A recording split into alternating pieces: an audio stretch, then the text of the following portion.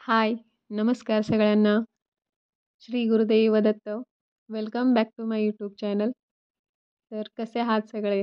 तर प्लीज मला जे म्हणजे सपोर्ट करत आहेत, त्यांना खूप खूप म्हणजे धन्यवाद.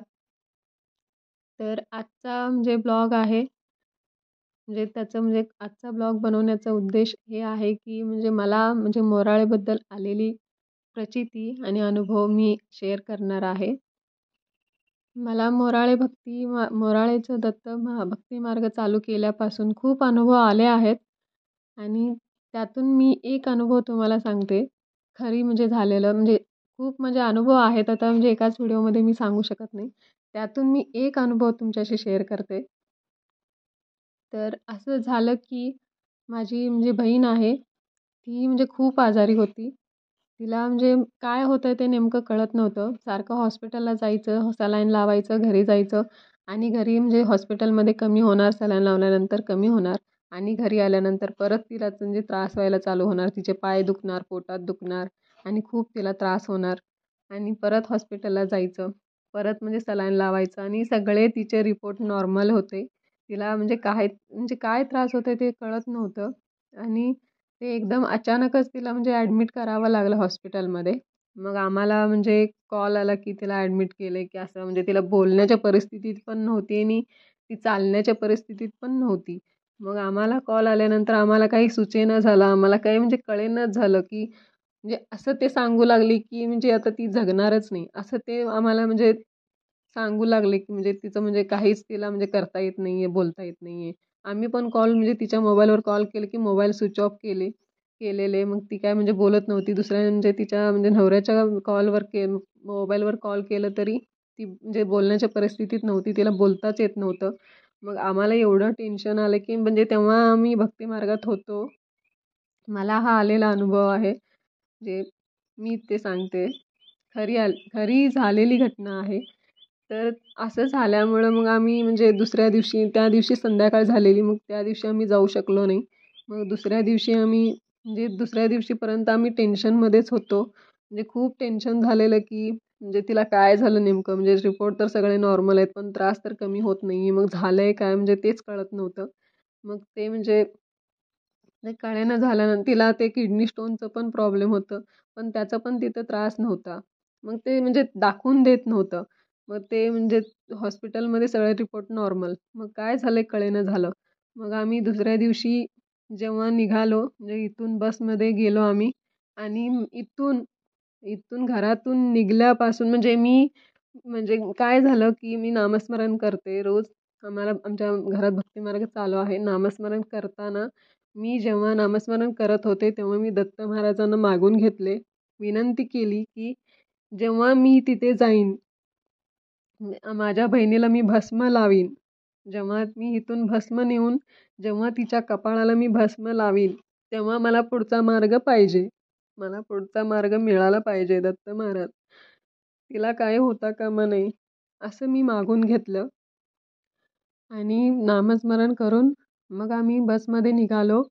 तर पूर्ण इथून म्हणजे नामस्मरण झाल्यानंतर पण मी नामस्मरण करतच होते. कंटिन्यू माझ्या म्हणजे तोंडात म्हणजे दत्तस्मरण करतच होते, नामस्मरण करतच होते. आणि इथून म्हणजे जेव्हा घरातून निघाल्यापासून ते म्हणजे पूर्ण तिच्या म्हणजे हॉस्पिटल जिथं होती तिथंपर्यंत जाऊपर्यंत माझं नामस्मरण चालू होतं. पण तिथं जाऊपर्यंत मला आलेली प्रचिती आहे, मला आलेला अनुभव आहे, दत्त महाराजांनी मला दाखवून दिलेलं प्रचिती आहे. तर मी म्हणजे बसमध्ये बसलेले म्हणजे तिथं म्हणजे जाता जाता म्हणजे तिथून स्टॉप होतं. तिथं स्टॉपला दत्त महाराजांचं मंदिर होतं तिथं पण मी मागून घेतले आणि तिथून मागून घेऊन मग आम्ही बसमध्ये बसलो.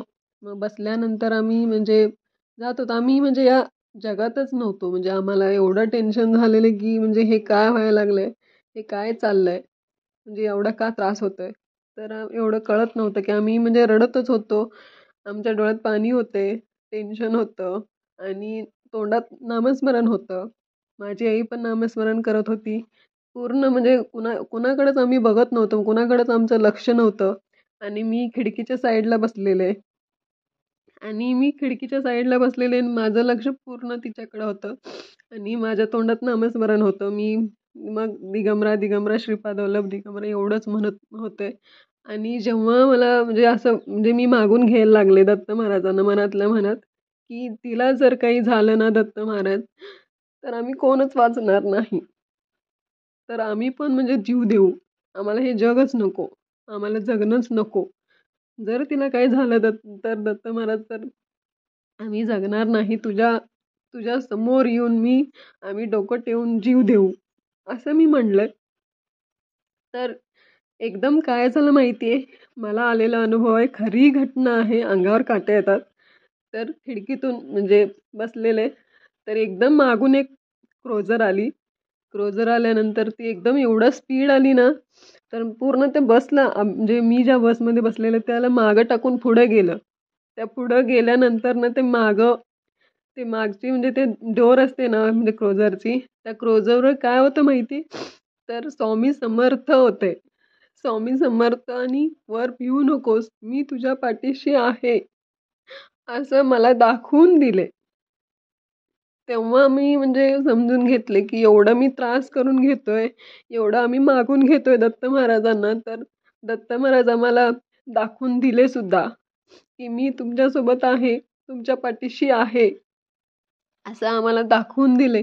तेव्हा कुठेतरी मला जे समाधान वाटलं. दत्त महाराजांनी मला दाखवून दिले, की मी तुझ्यासोबत आहे. तर आम्ही गेल्यानंतर तिला गेले आणि तिला भस्म लावले. तसंच म्हणजे बसून तिला भस्मच लावत राहिले. तर त्या हॉस्पिटलमधून म्हणजे वाट मिळालं. त्या हॉस्पिटलमध्ये दुसऱ्या हॉस्पिटलमध्ये आम्ही तिला शिफ्ट केलं. तिथं म्हणजे म्हणजे सगळं तिचं ट्रीटमेंट चालू झालं. तर म्हणजे लगेच म्हणजे तिला ICUमध्ये ठेवलेलं. जेव्हा तिला ICUमध्ये ठेवून तिचं सगळं ते ट्रीटमेंट चालू झालं, तर लगेच ती म्हणजे 3-4 दिवसात म्हणजे बरी झाली. तिला आम्ही गावी घेऊन आलो. तर ती पूर्ण बरी झाली. तिला काही म्हणजे त्रास म्हणजे झाला नाही. त्यातून ती पूर्ण बाहेर पडली. तिच्या म्हणजे जीवाला पण काही झालेलं नाही आणि ती पूर्ण त्यातून वाचून बाहेर आली. तर एवढं मला ते आलेली प्रचिती आहे. मला खूप असे प्रचिती आले आहेत. तर दत्त महाराजांचं मोराळ्याचं मला असा आलेला अनुभव आहे. तर हा व्हिडिओ तुम्हाला आवडला असेल, तर प्लीज माझ्या चॅनलला लाईक करा, सबस्क्राईब करा, शेअर करा. तर भेटूया पुढच्या ब्लॉगमध्ये. बाय. Take care.